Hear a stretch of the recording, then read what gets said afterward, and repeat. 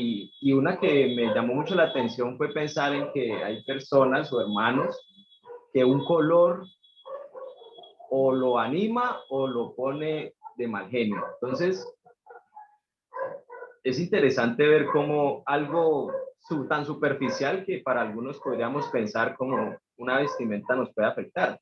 Obviamente en nuestro diario vivir podemos experimentar que tenemos que poner la vestimenta adecuada para cada situación. En algunos casos para nuestro trabajo, la seguridad industrial nos requiere tener cierto calzado, ropa de cierta calidad para que pueda resistir en caso de un accidente. Lo mismo las personas que trabajan en una oficina o en altos cargos tienen que estar bien presentados porque pues su puesto así lo requiere. En esta mañana vamos a reflexionar acerca de Éxodo 28, no sin antes orar a nuestro Señor para nosotros poner en manos de nuestro Dios este tiempo.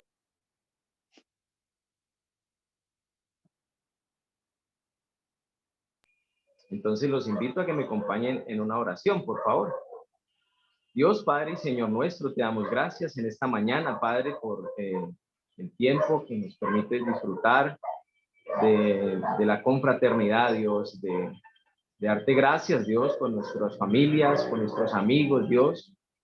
Te damos gracias por todo lo que podemos disfrutar, Dios, en esta vida, Padre, gracias a tu bondad y poderlo compartir, Dios. Gracias por este tiempo, Señor, de reflexión bíblica.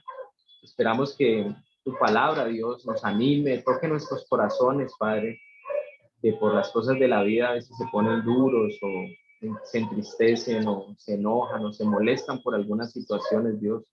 Ayúdanos, permítenos buscar de ti cada día, en cada situación, Dios, y por eso ponemos este tiempo en tus manos. Y es en el nombre de tu Jesús que te hemos orado. Amén. Bueno, mis hermanos, ya habiendo orado y poniendo en manos de Dios este tiempo, me quiero presentar. Yo sé que muy posiblemente luego en Facebook o lo comparten por redes sociales y esperamos que la palabra de Dios llegue en cualquier momento, en cualquier lugar, a la persona indicada en el momento adecuado. Entonces quiero presentarme. Mi nombre es Misael Benavides, soy discípulo de la Iglesia de Cristo en Cali hace ya 12 años y bueno, la mayoría que veo aquí son hermanos y amigos de hace bastante tiempo. Y en esta mañana vamos a reflexionar acerca de las vestiduras sacerdotales que está en Éxodo capítulo 28. Entonces los animo a que vayan a la escritura para que miremos varios aspectos interesantes aquí para reflexionar y para tener en cuenta. En Éxodo capítulo 28 vamos a ver, quiero empezar por la primera y la última parte. ¿Sí? Dice aquí en el versículo 1. Bueno, vamos a empezar desde el versículo 2. Hazle a tu hermano Aarón vestiduras sagradas que le confieran honra e dignidad. Y detengámonos ahí un minuto en ese versículo 2. Vestiduras sagradas que nos confieran honra y dignidad al pueblo santo de Dios. Obviamente aquí está hablando de los sacerdotes que prestaban su servicio a Dios, que en el templo. Ahora, Dios nos provee de vestiduras adecuadas, inclusive en Génesis 3, capítulo 3, versículo 21, después de que el hombre desobedece a Dios. En el versículo 21 de Génesis, Dios, el Señor, hizo ropa de pieles para el hombre y la mujer y los vistió para cubrir de ellos su pecado, su falta de confiar en el Señor. Y al finalizar el capítulo 28 de Éxodo, podemos ver desde el versículo 39 al 48, al 43, ¿sí? Donde Dios da instrucciones sobre la túnica, el turbante, y les exige, no solamente aquí, sino en todo el capítulo, que los haga de lino fino, ¿sí? El cinturón debe estar recamado artísticamente. A los hijos de Aarón les harás túnicas, cinturones y mitras para conferirles honra y dignidad. Una vez que hayas vestido a tu hermano Aarón y a sus hijos, los ungirás para conferirles autoridad y consagrarlos como mis sacerdotes. Mis hermanos, en esta mañana, nosotros como hijos de Dios, habiendo recibido el Espíritu Santo en el bautizo, y quisiera recomendarles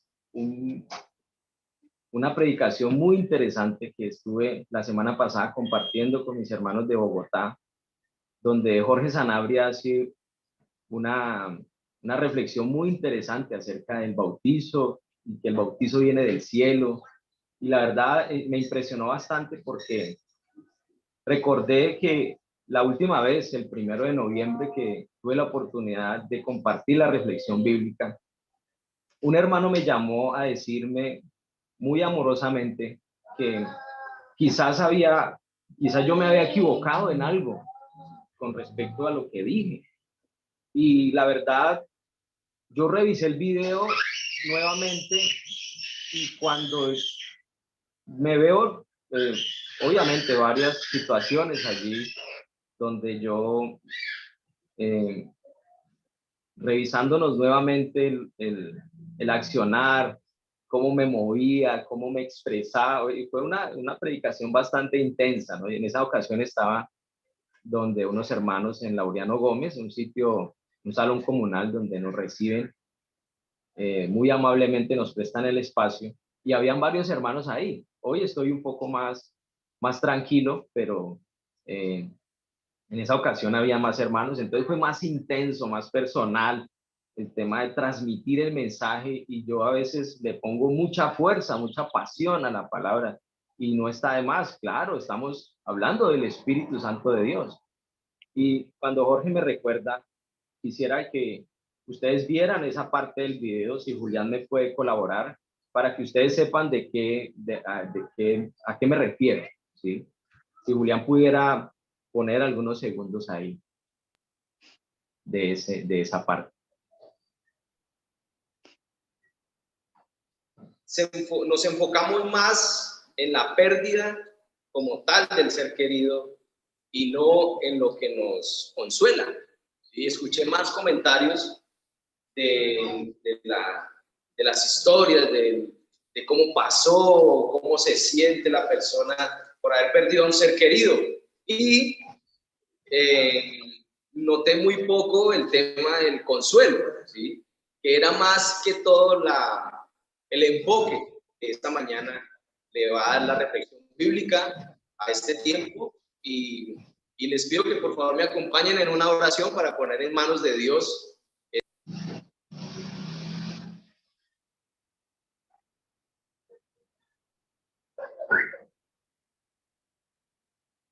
No tiene el Espíritu de Cristo, no es de Cristo. Ahora, han habido hermanos ya, ¿por qué? Porque nunca tuvieron a Cristo. ¿Sí? Pero si Cristo está en ustedes, el cuerpo está muerto a causa del pecado, pero el Espíritu que está en ustedes es vida a causa de justicia.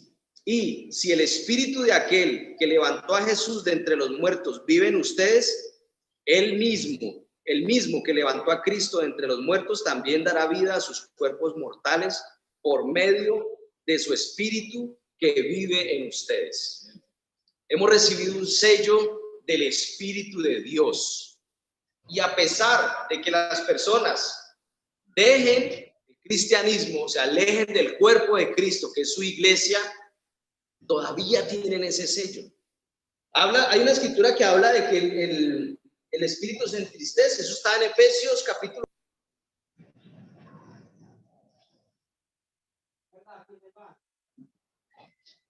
Bueno, gracias, Julián. Sí, y ahí en una parte, cuando comienza el video, comienza la última parte, yo digo, nunca tuvieron a Cristo, en verdad nunca, tal vez nunca tuvieron a Cristo realmente. Lo que yo quería transmitir en esa ocasión, que quizás quedó un poco de vacío ahí, y quiero pedirle perdón a mis hermanos por si en algo los he ofendido o excluí a los hermanos que están apartados de la congregación y apartados de Dios. Eh, Quizás dentro de mis limitaciones humanas, y bueno, cuando uno está apasionadamente compartiendo la palabra de Dios, de pronto dice cosas y no es que queramos hacer una nueva doctrina, no, no se trata de eso. La doctrina es clara y la palabra lo dice, y es algo que realmente nuestra congregación he visto como la fortaleza y lo principal, que es la palabra de Dios, de nuestra congregación y de nuestros hermanos.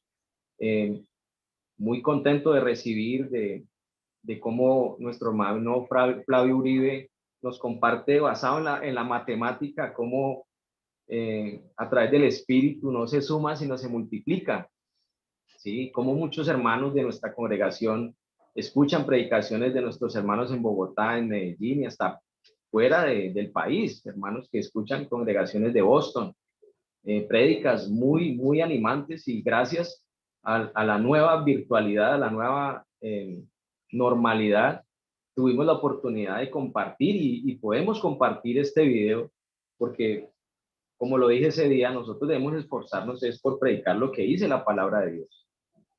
Y cuando dejo ese tema así como que realmente nunca fueron de Cristo, bueno, los hermanos, nuestros hermanos, incluyendo una hermana que yo tengo en sangre, recibió el Espíritu de Dios, se bautizó, pero poco tiempo después, digo poco porque estuvo como un año o algo así, ya no regresó más a la congregación. Ahora, nuestro anhelo es que ella vuelva, y ella y otros hermanos. Y lo que comparto y lo que me duele, porque a veces basado en la frustración cometemos errores, perdemos hermanos en el camino y nos duele como si perdiéramos un ser querido que fallece y se va. Y nos enfocamos, como lo dije en esa ocasión, mucho en la pérdida. Y, y eso es muy humano de nosotros. Entonces quería pedirles perdón, porque la verdad, hay hermanos que muy queridos que no han regresado y no sabemos cuándo vuelvan o si vuelvan o no. Yo anhelo que sea a través mío que algún hermano o hermana pueda arrepentirse, pedir perdón y volver a la congregación, a volver a reunirse y a buscar de Dios, porque la congregación acompaña, ayuda, y ese realmente quiero que sea mi enfoque y mi trabajo en esta mañana. Que Dios está interesado en revestirnos, así como lo menciono aquí en el Génesis 3 y en Éxodo 28, las vestiduras sacerdotales que a nosotros nos, nos deben revestir y debemos lucir ese ropaje que Dios nos ha proveído con dignidad, con decoro, ¿sí? Sí, porque obvio, uno no se pone un saco y una corbata para echar pala, ¿sí? Ni para trabajar la construcción, no. Ahora, no es que el trabajo de construcción sea malo, no, sino que uno se debe poner una ropa adecuada para eso. Y eso es lo que Dios nos provee a través de la escritura en esta mañana. Entonces, lo que yo quería era reconocer primero mi error, ¿sí? Y porque en algún momento pensé que no lo tenía. Y sí, nosotros como líderes cometemos errores. Nosotros como líderes tenemos que reconocer que hay momentos en nuestra vida que debemos reconocer que estamos mal y que cometemos errores, y muchas veces basados en nuestras frustraciones, porque no podemos hacer más de nuestra limitación humana. Y eso es fuerte, es pesado. Y entonces cuando yo leo aquí todo lo que Dios se esfuerza por vestirnos, por darnos honra y dignidad a través de las vestiduras, así como lo hace en Éxodo capítulo 28, yo digo, wow, Dios se toma y toma de lo mejor, ¿sí? Porque aquí podemos verlos. Y las vestiduras que menciona, en este caso, el efod, el pectoral y el manto, lo manda a hacer Dios con los mejores materiales. Oro, piedras preciosas, lino fino. Hay una parte que habla de púrpura y carmesí, ¿sí? Usará púrpura, carmesí, escarlata y lino fino. ¡Wow! Esa vestimenta lo que hacía era diferenciar al pueblo santo de Dios, los sacerdotes, los que presentaban delante de Dios, algo diferente a todos los pueblos. Ahora, el enemigo hace una copia y es el imitador y hace una copia, obvio, mal hecha, totalmente desenfocada de lo que debiera ser un ritual para Dios. Lo que hace en ese tiempo es hacer rituales, el enemigo engañando a la creación de Dios. Inclusive hay rituales registrados en la antigüedad donde sacrificaban hasta personas, ¿sí?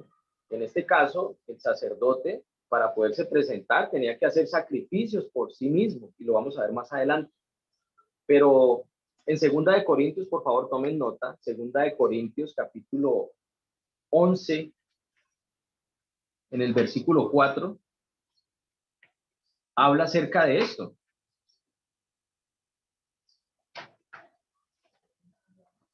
Habla acerca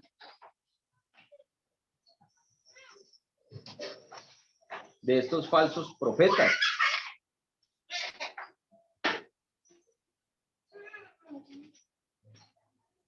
Dice así, capítulo 11, versículo 14.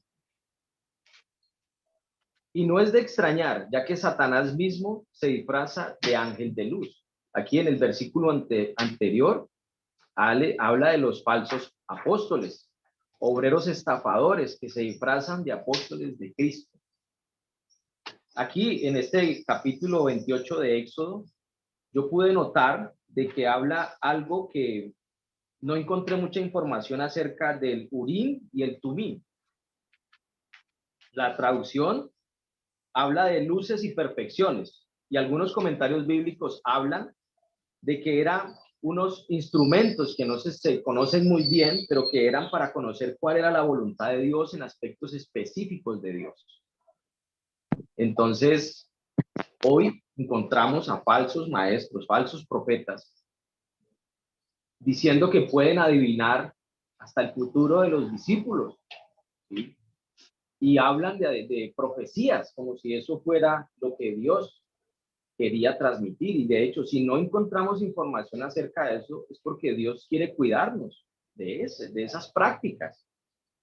Bueno, entonces, conociendo de que el imitador quiere hacer una mala copia para que la creación de Dios se desvíe del camino verdadero, pues viene Jesús y nos hace una representación de esas vestiduras sacerdotales, prácticamente haciéndose él mismo, mostrándose como ese sacerdote perfecto. ¿Y qué hace ese sacerdote? ¿Sí? Vamos a Lucas, capítulo 15, en el versículo 5. Lucas 15, 5. ¿Y qué hace nuestro sumo sacerdote? Aquí habla de la oveja perdida, ¿sí? Y el efod es una representación en el Antiguo Testamento de lo que haría Jesús y de lo que hablaría Jesús en el Nuevo Testamento. ¿Por qué? Porque habla de los hombros y le exalta los hombros del sumo sacerdote. Aquí, en la parábola de la oveja perdida, en Lucas 15, 5, habla que cuando Jesús encuentra a la oveja, lleno de alegría, la carga sobre sus hombros. ¿Sí? Y es algo que realmente, un trabajo que se toma Dios de mostrarnos a través de estas vestiduras sacerdotales, donde a nosotros como discípulos nos hace sacerdotes, sacerdocio santo. A nosotros también debemos hacer eso con nuestros hermanos. Él nos invita a echarnos sobre nuestros hombros a nuestros hermanos y ayudarlos en su caminar, en nuestro caminar como discípulos. Es una representación bien interesante porque a veces no queremos echarnos encima las cargas ni compartir las cargas con nuestros hermanos, sino que simplemente queremos irnos y dejarlos.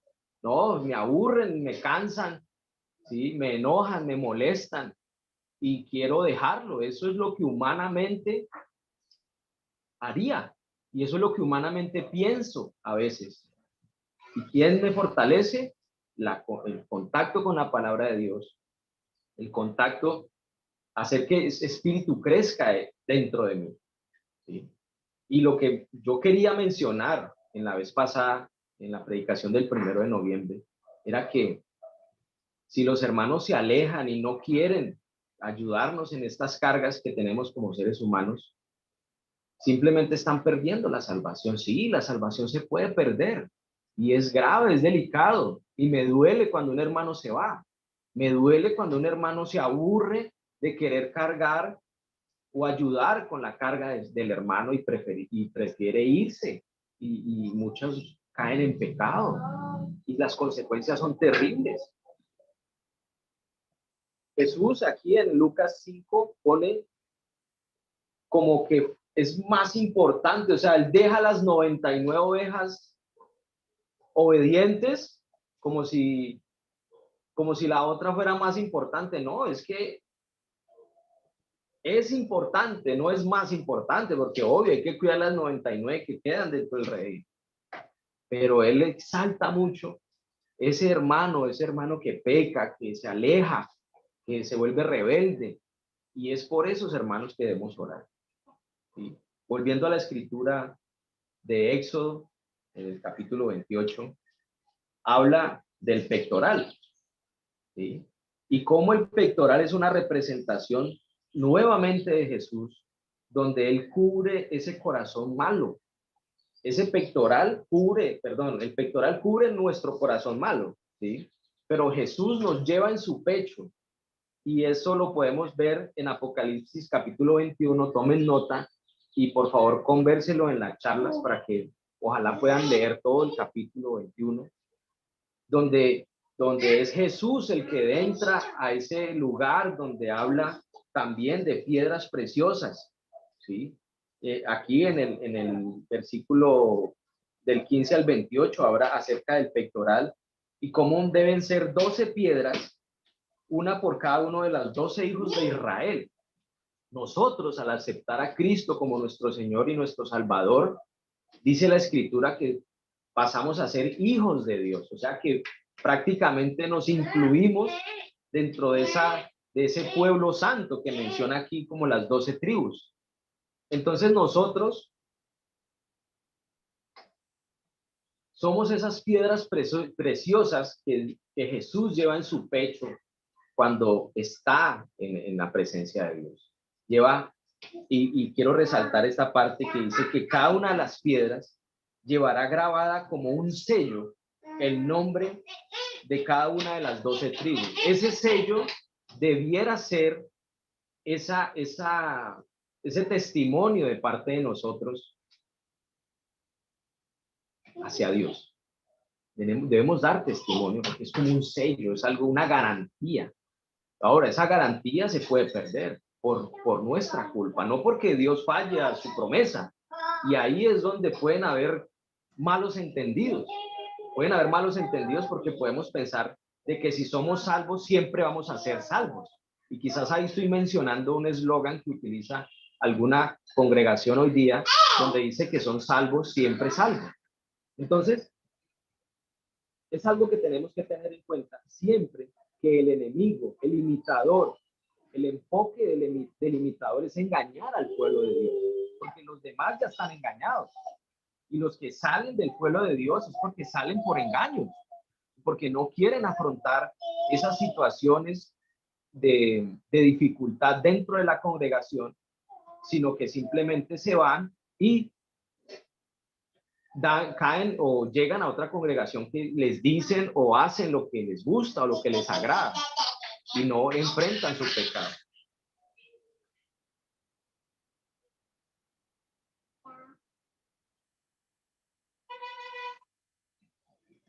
Aquí en el capítulo 28 habla acerca sobre, perdón, en el versículo 30 del capítulo 28 habla del Urín y el Tumín, ¿sí? Que lo mencioné anteriormente. Y más adelante habla acerca del manto del efod, que lo menciona del versículo 33 en adelante.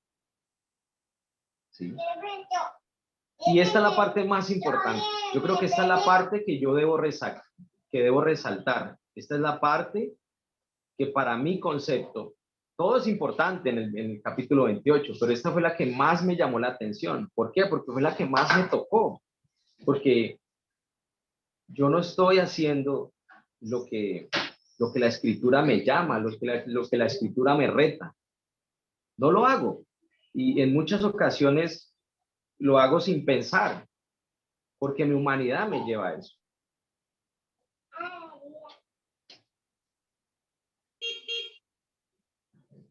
Dice aquí en otras vestiduras sacerdotales, en el versículo número 33, dice aquí, en torno al borde inferior del manto pondrás granadas de púrpura, carmesí y escarlata, alternándolos con campanillas de oro.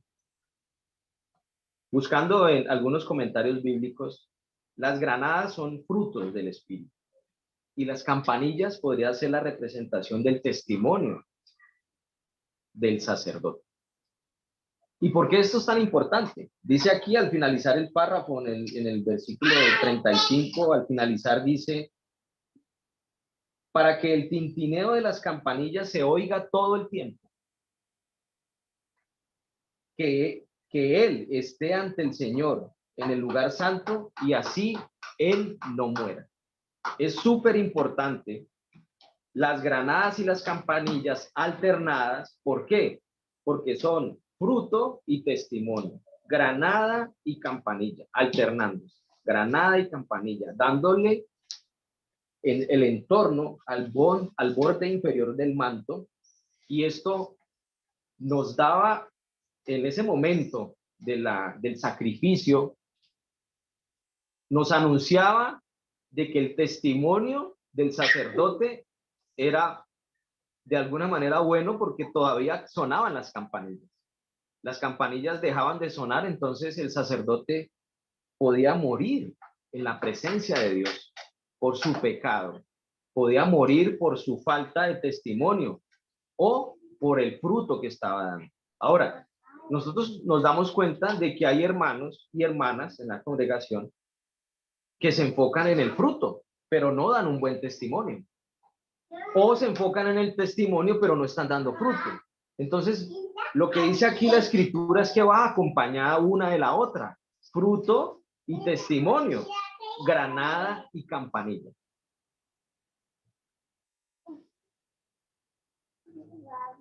Este es el símbolo de una vida fructífera, mis hermanos. Y si yo me pongo a revisar mi vida, yo he fallado en alguna de estas en algún momento. Y es mi ánimo, es mi reto animarlos a ustedes, animarnos a nosotros, a que nos enfoquemos en eso, en el fruto y el testimonio.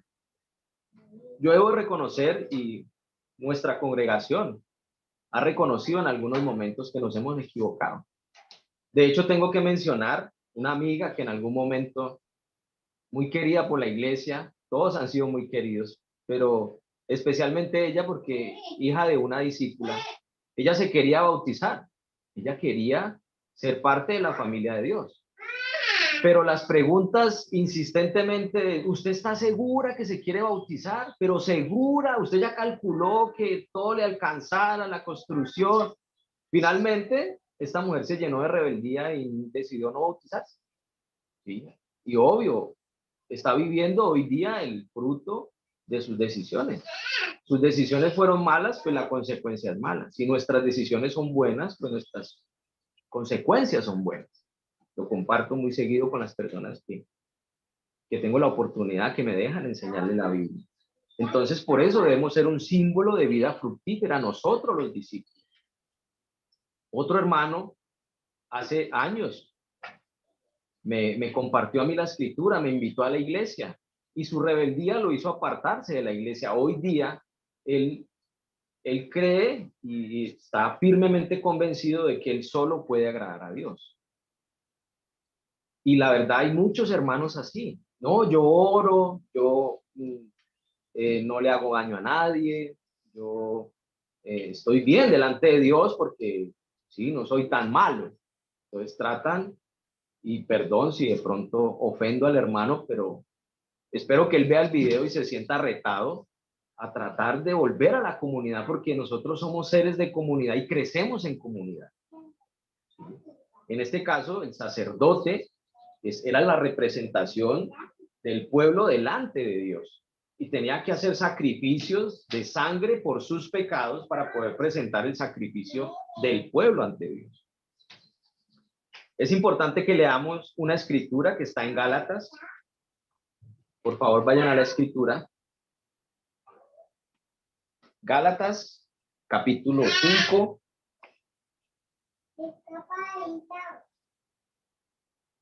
Voy a buscar aquí. Gálatas, capítulo 5, versículo 22.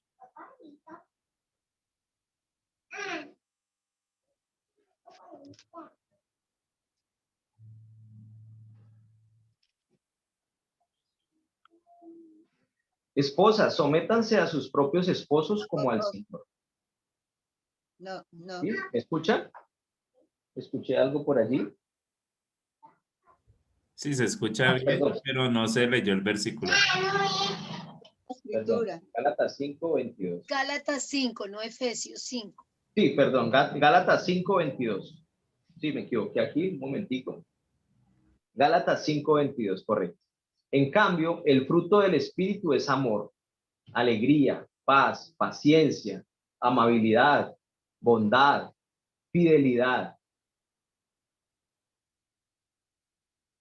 humildad y dominio propio. Mis hermanos, yo he fallado en muchas de estas, ¿sí? A veces mis limitaciones y mi frustración con respecto a algo que no puedo hacer o no alcanzo a hacer para mis hermanos, para rescatar a un hermano en rebeldía, me frustra demasiado y puedo caer en algo en contra del Espíritu, ¿sí?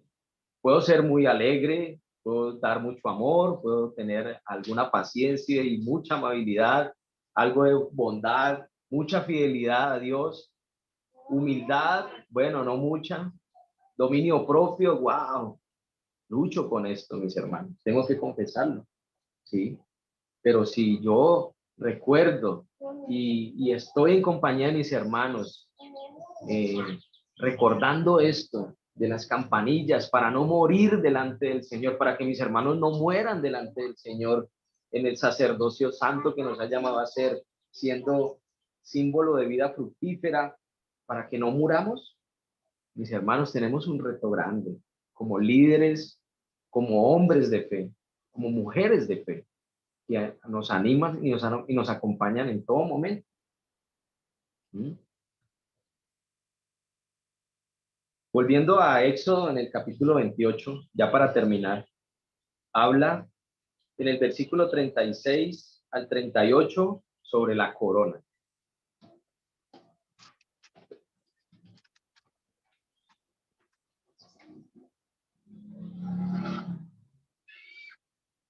Y esta corona, lo que dice aquí en el versículo 36, dice en la segunda parte, consagrado al Señor, en mi versión, nueva versión internacional, ¿sí? Consagrado al Señor. Y esto realmente nos reta bastante. A mí me retó enormemente. Consagrado al Señor. Esta, nuevamente, es una representación de ese sacerdote que es nuestro Señor Jesús. Y para eso tenemos que ir a Hebreos capítulo 7. Por favor, acompáñenme en la escritura. Hebreos capítulo 7 para ver cómo conecta eso 28:36 con esa corona que es Jesús, consagrado al Señor.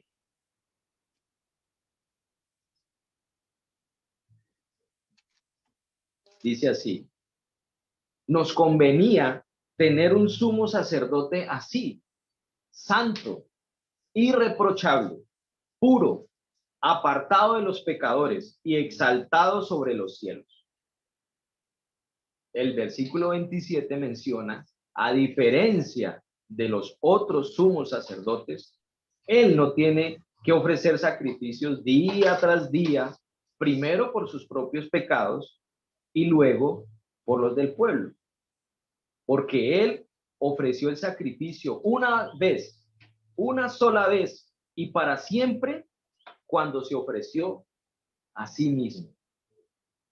Mis hermanos, esto no me hace más que pensar de que Dios nos ha compartido a través de su Hijo Jesús ese cuerpo y esa sangre que es sacrificio perfecto ante la humanidad.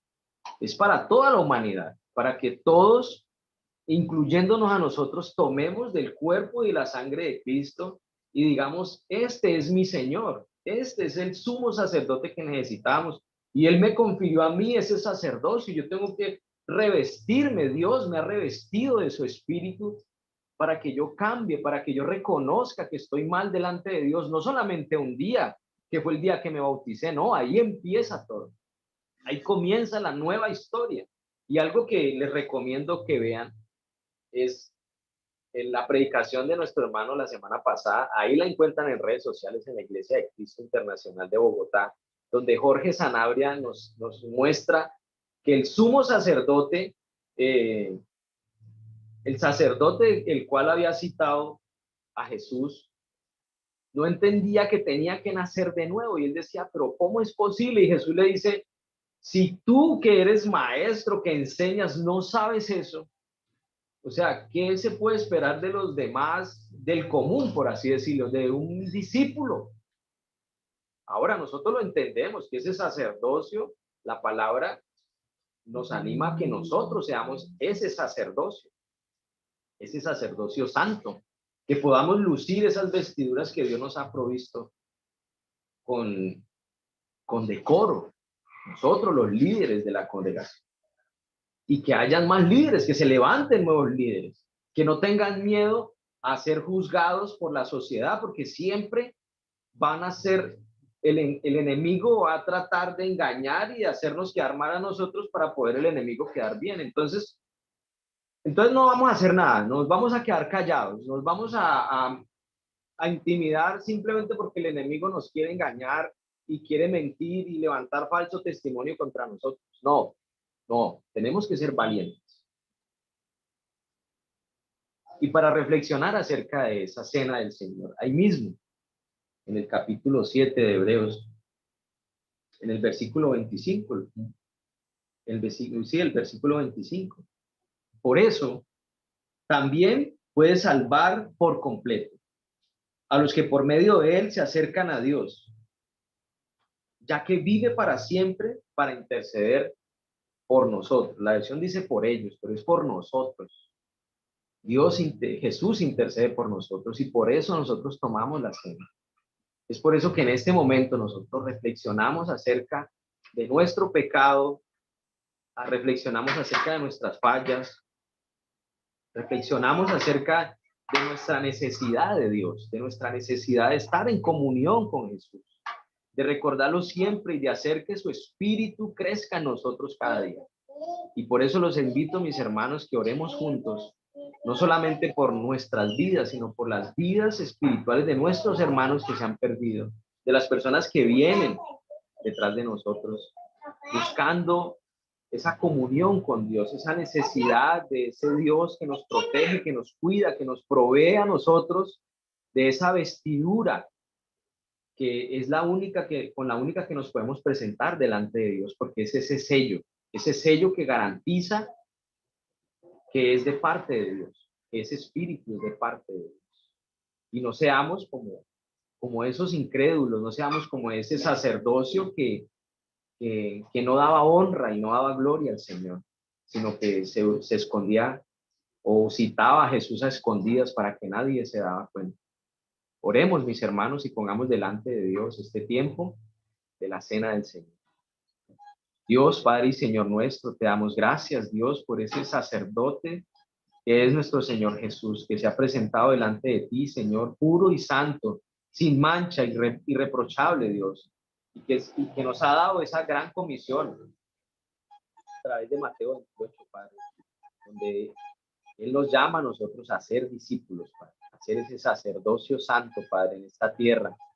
Ayúdanos, Señor, porque sin ti no somos nada, Dios.